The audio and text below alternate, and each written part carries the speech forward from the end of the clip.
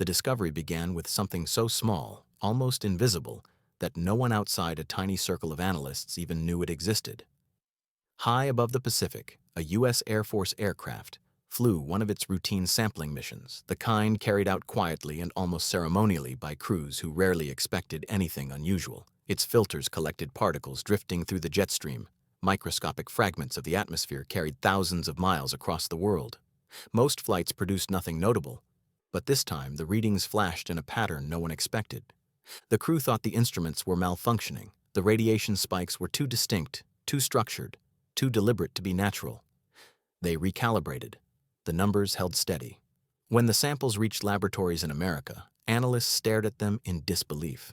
The isotope signature, the precise chemical fingerprint produced only by an atomic detonation, matched nothing except a fresh nuclear explosion. And the ratios didn't match American tests. They didn't match British research.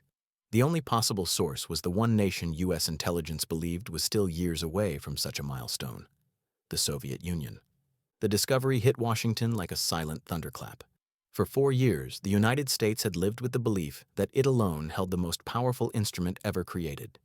Everything, post-war diplomacy, military planning, the early Cold War balance, rested upon that monopoly. The Soviets had no atomic capability, or so everyone believed. They lacked the industrial scale, the enriched materials, the technical expertise, and, supposedly, the detailed scientific understanding. And yet the particles drifting silently through the atmosphere told a different story. When Truman's intelligence team walked into the Oval Office with the report, they carried not just documents, but the beginning of a new era. Truman listened closely as they explained the evidence.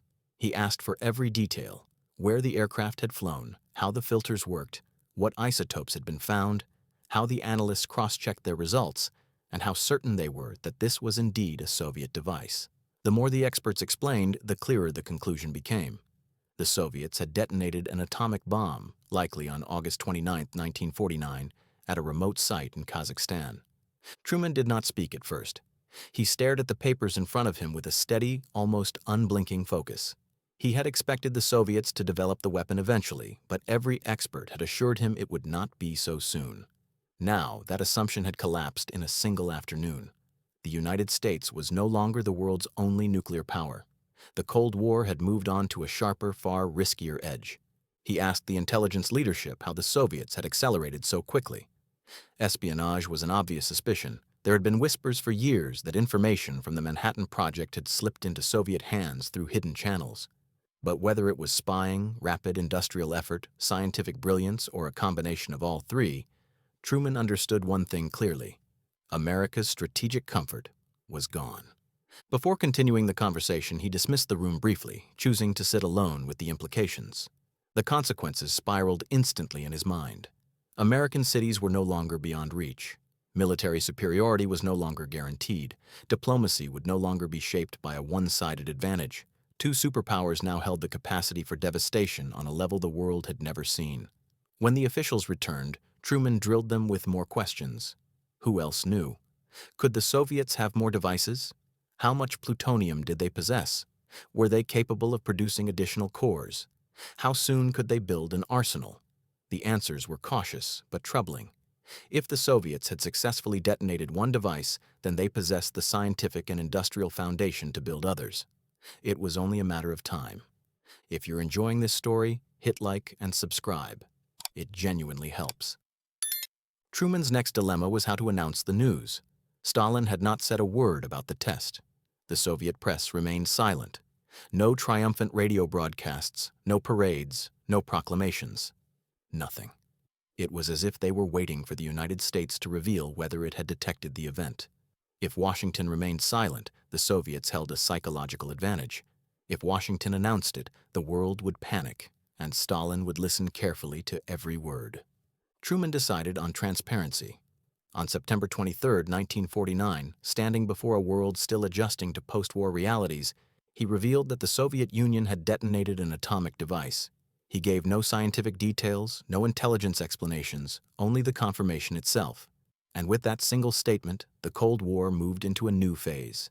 But the most dramatic moment came 2 days later, on September 25th. The Soviet newspaper Pravda finally broke its silence. In a calculated, confident announcement, the Soviets confirmed they had successfully tested an atomic weapon. They framed it not as aggression, but as proof of scientific equality. They portrayed their achievement as a triumph of socialism, an inevitable outcome of Soviet progress. Behind closed doors, however, Stalin was fully aware of the strategic magnitude of this development. For the first time, his nation could stand directly beside the United States on the nuclear stage. The announcement rippled across the globe instantly. In London, the British government went into emergency meetings. Their capital was far closer to Soviet borders than American cities were, and they understood that a single bomber could now theoretically reach them with catastrophic effect. Western Europe felt a chill. The memory of recent conflict made the new threat almost unbearable. NATO nations feared this shifted the entire strategic landscape and demanded urgent reassurance from Washington. In Japan, the emotional shock ran deep. Only 4 years earlier, 2 atomic blasts had reshaped the nation's fate.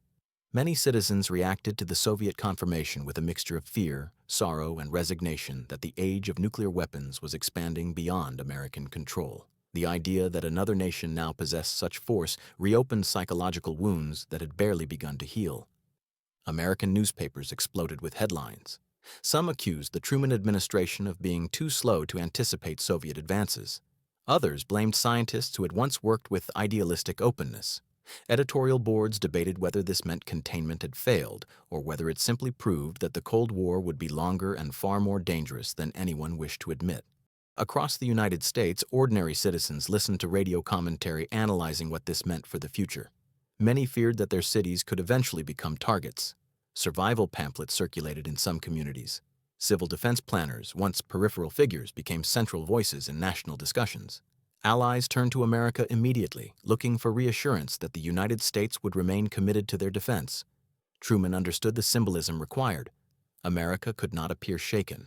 It had to project calm strength. But he also knew that calm strength required something more than words.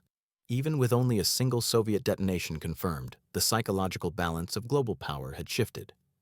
Truman's advisors began to debate America's response. Some argued for immediate expansion of the nuclear arsenal. Others emphasized diplomacy.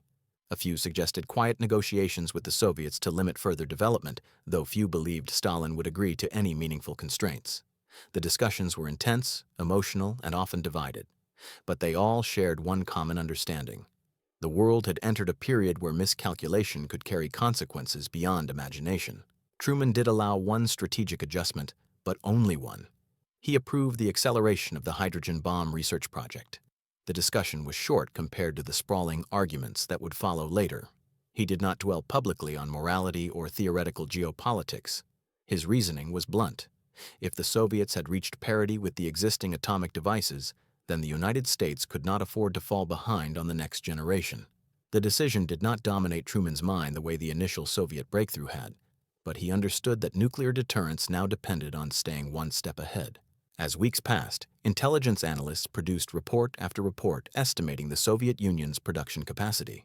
They examined railway activity near industrial sites, monitored scientific journals for clues, and pieced together fragments of information from defectors and informants. The early conclusions were sobering.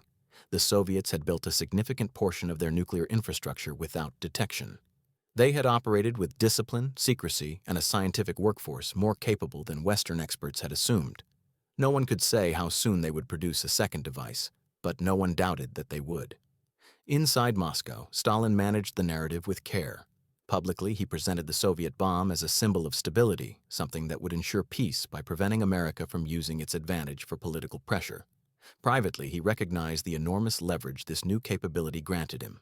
It meant the Soviet Union could negotiate from a position of strength, resist Western initiatives more aggressively, and expand influence without immediate fear of overwhelming retaliation. Yet even Stalin understood the weight of responsibility. Once both superpowers possessed atomic devices, every decision carried a shadow that did not exist before. Truman's internal reflections during this period were complex.